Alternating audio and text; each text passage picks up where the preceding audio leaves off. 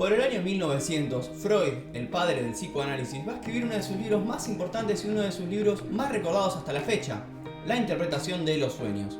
En él, entre tantas cosas, va a esbozar, la noción de deseo, que luego va a ser un concepto pilar para entender la terapia psicoanalítica. Mientras que yo releía nuevamente La interpretación de los sueños, me topé con la película Soul de Disney Pixar estrenada en el 2020, creo que en diciembre. Y me pareció que es una película no solo más que interesante por el mensaje que quiere brindar a su público, sino también porque es muy gráfica para explicar el concepto de deseo esbozado por Freud. Antes que nada quería alertar a aquellas personas que no vieron la película y que quieren verla, que bueno, este video va a contener spoilers, así que si ustedes prefieren no spoilerse la película, les recomiendo cortar este video, ir a ver la película y si les interesa volver. En caso de que no les importe mucho que les spoile la película, bueno, quédense que esto va a estar más que interesante. Antes que nada quería introducir un poco el capítulo al cual voy a referirme de interpretación de los sueños y también hacer un breve resumen de la trama de la película. Bueno, primero y principal, Freud va a escribir en su capítulo 7C, titulado Acerca de un cumplimiento del deseo, cómo él va pensando el deseo. Bien, en primer lugar, él plantea que cuando somos bebés, cuando somos nuestro aparato psíquico está conformado por lo que él denomina el principio de constancia. Lo explica de la siguiente manera. Él plantea que hay un polo perceptivo y un polo motor, en el cual cualquier persona cuando recibe un estímulo va a desestructurar el aparato psíquico y esta persona para volverlo a estabilizar va a tener que realizar una acción motora. Un ejemplo claro es una bofetada, una piña. Cuando alguien recibe una piña, como que se desequilibra un poco el aparato psíquico y esto se llama suma de excitación. Te pone un poco mal, que te peguen una piña. Entonces, como respuesta podemos hacer dos cosas. O bien insultar, que es una acción motora también, o devolver la piña. Bueno, pero ¿qué pasa cuando los estímulos no vienen de afuera sino del propio cuerpo? Freud va a hablar del ejemplo del hambre y por favor presten mucha atención porque el ejemplo del hambre es paradigmático y aparte explica muchas cosas de la película. El ejemplo del hambre básicamente es el siguiente. Un bebé cuando no tiene memoria, no tiene absolutamente nada, solamente consta de lo que dije, un polo perceptivo y un polo motor, va a tener hambre. Un estímulo que va a desestructurar su aparato psíquico y que él no sabe qué hacer para contestar a este reclamo. Entonces, bueno, va a llorar, va a patalear y va a hacer berrinches, etc. Pero nada de lo que él haga, o ella, en caso de que sea beba, nada va a satisfacer su necesidad, que es comer. En medio de ese caos, en esa desesperación que percibe el bebé, va a llegar la madre y le va a propiciar el objeto que hace falta para satisfacer su necesidad, el pecho materno.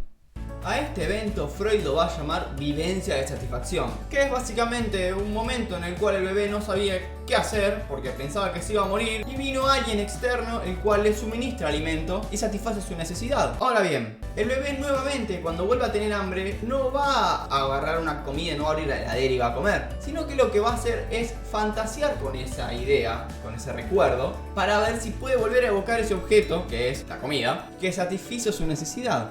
Así que cuando él intente volverlo a hacer mediante fantaseo, porque él va a flashear un toque de voy a tratar de que la comida vuelva a evocarse, así me saque el hambre. No lo piensa de esta manera, pero hagamos de cuenta que sí. Se va a encontrar como que el objeto no está, que la comida no está, el objeto está perdido. Y esto también es muy importante y recuérdenlo por favor que es importante para entender la película. Por lo cual va a la madre a volverle a suministrar alimento y así sucesivamente el bebé va a fantasear y recibe alimento hasta que va a llegar un momento en que el bebé va a empezar a demandar a la madre que le dé alimento y bueno, y que le asista. Vamos a la película. La película arranca, con Joe, que es un jazzista frustrado, el cual nunca consigue el empleo que a él le gusta, que es tocar una banda de jazz en público. Y sin embargo consigue empleos que no le gustan, como profesor de música en una escuela donde nadie le da bola, o trabaja en una lavandería, creo, con la madre, hasta que finalmente él consigue, sí, el empleo que le gusta, que es tocar con una de sus saxofonistas más valoradas. Pero por azares del destino, él va a estar tan emocionado y tan feliz con esto que no va a cuidar su propio cuerpo y muere. Pasa un plano paralelo al mundo real y bueno, ahí va a intentar, porque ese plano lo va a llevar directamente a la muerte, va a intentar escaparse de ahí, se escapa y va a otro plano paralelo el cual le llamaremos el Gran Antes. En el Gran Antes le van a explicar más o menos cómo funciona la cosa. Es un lugar donde van todas las almas que todavía no nacieron y que le va más o menos constituyendo su identidad. Les va diciendo, bueno, vos vas a ser tímido, vos vas a ser extrovertido, etc. Pero la película va a rondar no en las características estas que estuve nombrando, sino más bien en la chispa. La chispa es aquello que motoriza a las personas a seguir viviendo, un concepto que motoriza a las personas y que las llena de vitalidad, hace que tengan ganas de vivir y tengan ganas de ir a la tierra a vivir. Es muy parecido al concepto de deseo, ya que el deseo para Freud motoriza el aparato psíquico. Pero bueno, hablan de la chispa, qué sé yo, hasta que, como se da cuenta Joe que no puede volver a la tierra porque siempre todos los intentos de él son fallidos, para escaparse del trágico destino de morir, él lo que hace, se hace pasar por un psicólogo muy famoso que no vale la pena nombrar, porque no es muy importante para la trama, para, bueno, hacerle de ayudante a un alma, la cual se llama 22. Que 22 tiene la característica de que no quiere ir a la Tierra, no tiene ganas de vivir, no hay nada, no tiene una chispa. Y todas las personas que intentaron generar una chispa, que fueron personas muy importantes como George Orwell, Abraham Lincoln, Mohamed Ali, la Madre Teresa de Calcuta, etc., ninguno pudo generar en ella una chispa. Así que Joe se dio la tarea de generar una chispa a ella para poder él tener un pase a la Tierra. En este interín, que busca qué es lo que la motiva a ella a vivir, etc., se encuentra que en ese lugar, en el gran antes, nadie podía tener sensaciones, nadie podía percibir sensiblemente ni el gusto, ni el tacto, ni el calor, ni el frío, etc. Pero bueno, 22 ayuda a Joe a ir a la Tierra, hace un ritual chamán con un gurú, creo, y abre un portal a la Tierra. Pero ¿qué pasa? Y acá también voy a recalcar otra cosa. Joe se tira para ir a la Tierra, pero también se lleva a 22. Paréntesis. Es muy importante recalcar que 22 va a reencarnar en el cuerpo de Joe y Joe va a reencarnar en el cuerpo de este gato. Ahora sí, continuemos. Acá arranca la trama de la película. Y acá es donde quiero que presten atención con la vivencia de satisfacción. Cuando despierta 22 en el cuerpo de Joe, se da cuenta que empieza a tener calor, frío, hambre, temor. ¿Por qué temor? Porque es todo muy desconocido para ella. Está en un lugar, recuerden al bebé que nombré de Freud anteriormente, donde nada, las luces de Nueva York la aturden, las bocinas, tampoco sabe caminar, no sabe qué hacer, no sabe cómo desenvolverse en el mundo, pobre 22. Hasta que dice una frase también muy freudiana, cuando se arrincona en una esquina, y dice algo así como: voy a quedarme acá hasta que tu cuerpo se muera porque me empieza a doler la panza y creo que se va a morir. O sea que no pudo definir el hambre. O sea, ella sentía hambre, sentía desesperación y sin embargo no podía definirlo. ¿Por qué? Porque era muy nuevo todo esto para ella. Al igual que el bebé cuando nace al mundo. Es muy novedoso para él. Y acá es donde vuelvo al ejemplo del hambre. ¿Qué hace Joe para motivarlo un poco a vivir? Dicho sea de paso, esto no es la chispa. ¿Qué hace Joe? Va a un almacén, agarra un cacho de pizza y se lo da a 22. Y preste mucha atención a la reacción de 22. Es muy parecida a la reacción que puede llegar a tener un bebé al recibir por primera vez el pecho materno. Pensemos, 22 estaba en un momento de desesperación, de no saber qué hacer y que pensaba incluso que se iba a morir. Y nada de lo que ella podía hacer iba a salvarla de su trágico destino, vamos a llamarle. Pero ¿qué pasa? Viene Joe, le da un cacho de pizza y encima la anima a comer. O sea, reviste de afecto el hecho de darle una pizza. Le dice: tomá, comé tranquila, yo te estoy dando comida de bien, créeme. Y cuando se come la pizza, 22 como que explota en emoción, dice: wow, qué rico esto que estoy comiendo, y se la devora. Y acá la trama va a girar no solo en generar la chispa en 22, sino también en las primeras veces. ¿Por qué digo en las primeras veces? Porque todo el mundo para ella es novedoso. A ver, las luces de Nueva York fueron novedosas. De hecho, Joe le dijo: no te quedes quieta en las calles de Nueva York. Y ahora, ¿por qué las primeras veces? ¿Y por qué Joe le parecía tan normal todo? Y entramos a la parte número 2, que es la mundaneidad.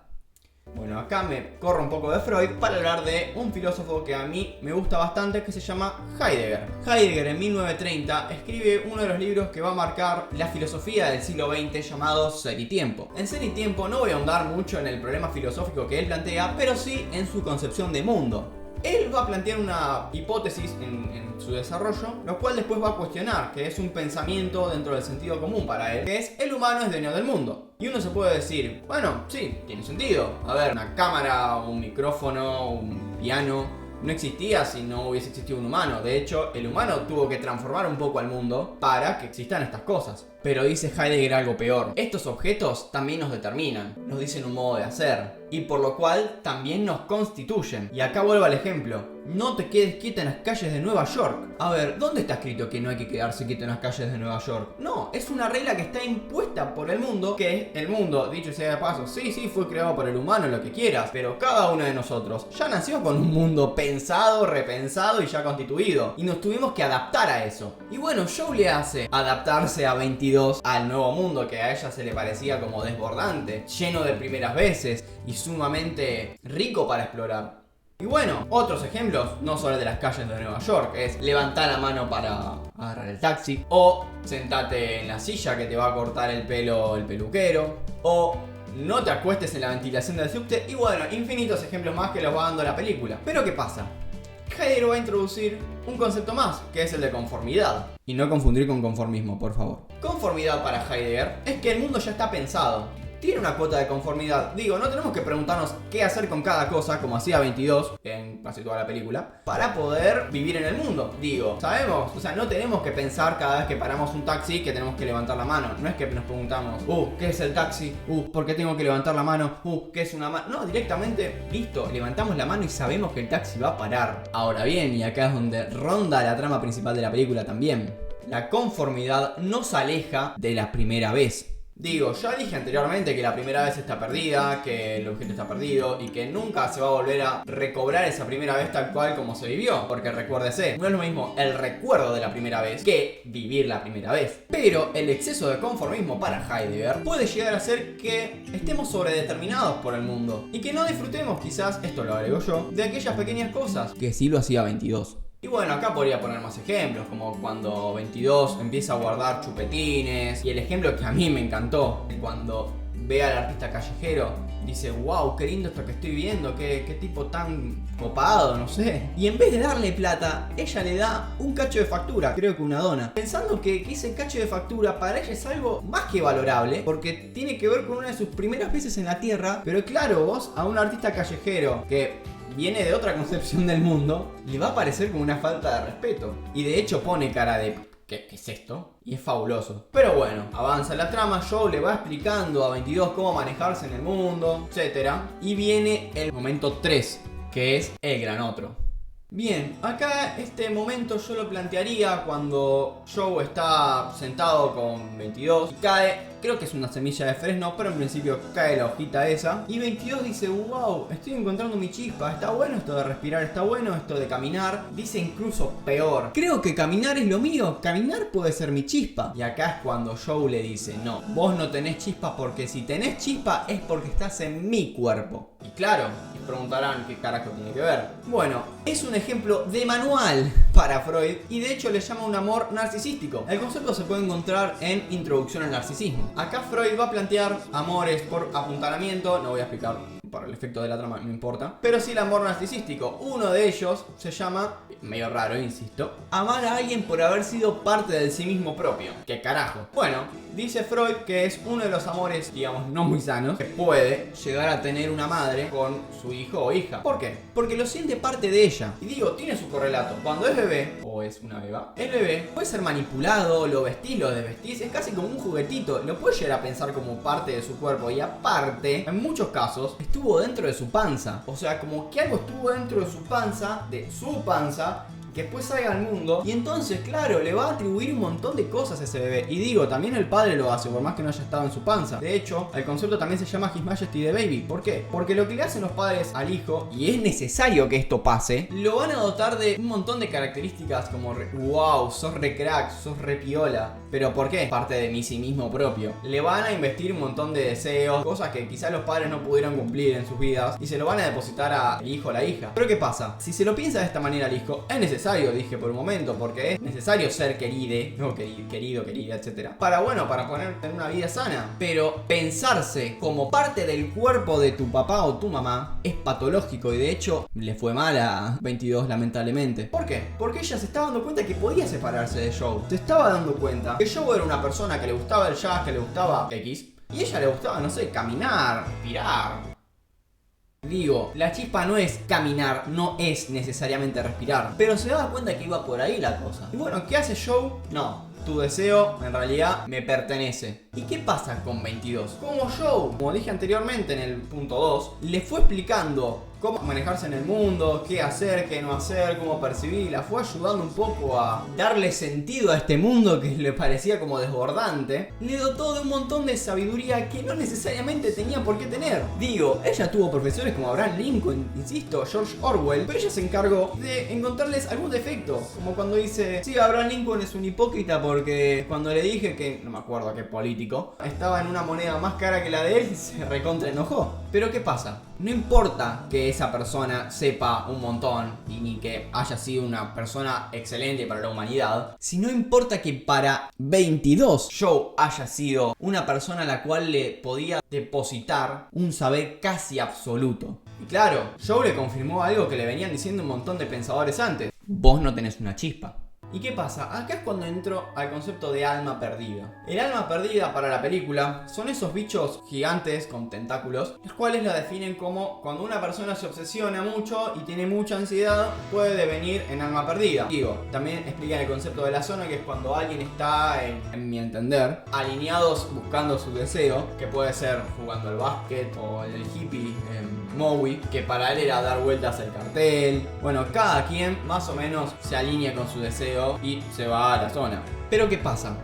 Cuando este deseo se vuelve casi incontrolable, vamos a decirle, esa persona puede volverse alma perdida. Digo, el alma perdida también tiene que ver con el deseo. Y acá yo lo podría definir de dos maneras. Una es como lo plantea en un principio de la película, que es cuando alguien está alineado a su deseo y está yendo en dirección a su deseo, pero ¿qué pasa? Como al bebé, cuando tuvo hambre por segunda vez, se va a encontrar que el objeto no está, lo que la primera vez se perdió. Que no hay ningún objeto en el mundo que pueda llegar a suplantar ese objeto que le dio la vivencia de satisfacción. Por lo cual encontrarse con esa falta, como que falta ese objeto, es angustiante, digo, es feo. Porque decís, guacho, entonces nada de lo que haga, tipo, va a satisfacerme. Se puede llegar a aventurar una respuesta, ¿no? Pero no es tan así. Solamente algunas personas llegan a ese punto. ¿Por qué? Porque es aceptar que ese objeto nunca va a recuperarse, pero sin embargo podemos desear, y ese objeto que falta es lo que nos motoriza a vivir, la chispa que nos da ganas de vivir. Pero volvamos a 22. 22 encontró su chispa. Digo, el objeto está perdido, por eso ella no puede decir soy buena en esto, esta es mi chispa. Y de hecho la película se encarga de decir que la chispa no existe cuando Terry, que es uno de los, vamos a decirle, dioses del universo, le dice a Joe, la chispa, el propósito de vivir, cosas de mentores y de humanos. Digo, porque en realidad el propósito no existe de la vida, y eso es lo que quiere dejar en claro la película. Pero bueno, 22 encuentra su chispa, pero Joe le dice, tu chispa es mía, o sea, vos no deseas y solamente existís como extensión mía. Yo de alguna manera te creé, yo te enseñé a caminar, yo te enseñé esto, yo te enseñé lo otro. ¿Y qué pasa? Al no poder encontrarse con su deseo, o de haberle dicho que su deseo estaba mal, 22 dice, entonces no tengo propósito para vivir, no tengo propósito de existir, y empieza con ese pensamiento a maquinear y se convierte en una perdida. ¿Y qué pasa? Joe vuelve a la vida, toca con su yacera más querida y se da cuenta de que quizás por ahí no iba la cosa. Que quizás el objeto estaba perdido. Lo que él deseaba tanto no era como lo pensaba. Porque claro, nadie piensa esa vivencia como después la va a volver a vivir. La piensa en el recuerdo como algo recopado, pero es imposible volver a esa vivencia. Y claro, él flasheó un montón de que puede llegar a ser algo copado. Uy, qué bueno, toco con mi saxofonista preferida, pero no, mi ciela. Así que bueno, recapacita su vida, vuelve a la zona, se encuentra con 22. ¿Y por qué hablé del Gran Otro? Bueno, hago un paréntesis porque es importante hablar del Gran Otro en este punto. El Gran Otro, como se habrán dado cuenta, para 22 era Joe. Digo, no importaba que Abraham Lincoln, que Muhammad Ali, etcétera, hayan sido personas que sabían mucho, sino que ella piense que Joe era la persona que realmente sabía mucho. Bueno, y acá voy a hablar de otra cosa importante del Gran Otro, que es un lugar, no es una persona. Digo, 22 le dotaba a Joe la categoría de Gran Otro, pero Joe no era un Gran Otro, de hecho era bastante fracasado en la vida. Pero bueno, el hecho de que 22 lo piense de esa manera es eso que hizo el efecto en ella tan negativo. Pero bueno, volvamos a la película. Joe se mete en el, vamos a decirle, psiquismo de 22. Y acá me parece una metáfora, la película, o una ilustración de cómo funciona el análisis. Análisis psicoanalítico. Porque es un lugar, el psiquismo, el inconsciente es un lugar, pareciera que lo dibujo como turbulento. Un lugar donde las representaciones son monstruos que atormentan. No todas las representaciones, ¿no? Pero digo las traumáticas. Son monstruos que atormentan a 22. Y que hay una resistencia que empuja a Joe a irse de ahí. Pero él insiste hasta que llega a 22 y se encuentra con todas las representaciones de cada uno de sus maestros. Y se encuentra con él. Y encuentra que es la representación más pesada, claro, porque era su Gran Otro. Y bueno, pero Joe no lo enfrenta hablándole o diciéndole o pegándole, etc. No, lo hace más psicoanalíticamente. Le muestra la hojita. Y claro, es un detalle la hoja. Y de ese detalle le puede llegar a despertar un montón de otras cosas. Y eso es lo que hizo. Le despertó la escena del trauma, donde a 22 le mutilaron el deseo. De hecho, también habla Freud, que es un anhelo para la humanidad volver a vivir cuestiones del pasado. Y bueno, es lo que hace Joe. Con el detalle de la hoja, revive esa escena del trauma para poder hablarle bien. Y de hecho le dice, no, tu chispa es tuya, no era porque estabas en mi cuerpo. Digo, es porque sos vos. Vos y yo somos dos personas distintas.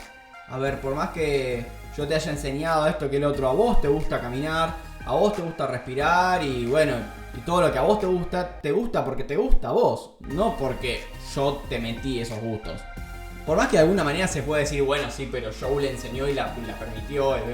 No, pero el placer es de ella, no de Joe. Y bueno, uno puede llegar a decir, bueno, sí, pero en realidad Joe le enseñó y esto que el otro y ella no pudiese haber vivido sin la ayuda de Joe. Y sí, es verdad, claramente, un bebé cuando no recibe amor, muere. Por eso sí es necesario que 22 haya sido querida, haya sido deseada. Y aparte, recordemos que Joe la trajo al mundo. Todo eso es afectuoso para ella y obvio, no podría haber generado su chispa sin la ayuda de Joe. Pero insisto, es ayuda, no es que le dio la chispa. Así que bueno, cuando Joe pudo reconciliarse con 22 y le dijo, sí, vos tenés tu chispa apartada de mí, ahí pudo revivir, vamos a decirlo, pudo solucionar su problema a 22 y ahí fue cuando Joe decide morir. ¿Pero por qué decide morir? Bueno, yo creo que esto tiene que ver con un pensamiento que dice Winnicott, que habla de que un hijo o hija tiene que matar simbólicamente al padre o a la madre. Matar simbólicamente a los padres. ¿Por qué? Y por todo esto que estuvimos hablando. Pensarse fuera del ámbito familiar. Ojo, no es que no exista más, que listo, te hago la cruz, no voy a verte nunca más. No, pensarse por fuera de ellos para poder tener una vida sana. Obviamente está muy relativizado el término de sanidad y no voy a entrar en pericuetos, pero para que se entienda. Así que bueno, Joe decide morir. De hecho le dice, no, yo ya viví un montón, te toca a vos vivir. La acompaña hasta su camino en la tierra, porque también la acompaña. Y le dice, te voy a acompañar hasta donde más pueda. Y hasta donde más pudo, le soltó la mano. Pero bueno, la película podría haber terminado ahí para los efectos del análisis de la peli. Pero es muy fuerte decir, bueno, listo, chau, Joe murió y listo, curtite flaco. O sea, no, la película le dio una segunda oportunidad a Joe porque, bueno, mostró ser una buena persona, que cambió, que evolucionó como personaje. Y decide darle una chance de vivir más. Pero bueno, también la película hace uso de esta segunda oportunidad. En el diálogo que dice de Joe, no sé qué voy a hacer con mi vida, pero sé exactamente qué voy a hacer. Y bueno, hasta acá es el análisis de la película Soul. Espero haberlos incentivado a leer los textos. Espero haberlos incentivado a volver a ver la peli bajo esta matriz, bajo esta concepción. Y bueno, si les gustó el contenido, la típica, denle me gusta, suscríbanse, compártanlo, lo que les pinte. Bueno, antes que me olvide, el concepto del gran otro es un concepto de Lacan. Lacan es quien continuó más fielmente la obra freudiana. Y es un concepto muy recurrente que no es que puedo decirlo, bueno, está en tal libro, o mejor dicho, tal seminario, o tal escrito. Por lo cual yo lo leí más directamente en un libro que se llama Una introducción a Lacan, que está escrito por, a ver acá lo tengo, Rinti, D'Angelo, Eduardo Carvajal y Alberto Marchilli. O sea, espero haberlo pronunciado bien los apellidos, es esta tapa. Pero bueno, después el resto de los textos son textos que probablemente lo puedan encontrar muy fácil en internet y son muy conocidos. Así que bueno, sin más nada que decir, nos vemos.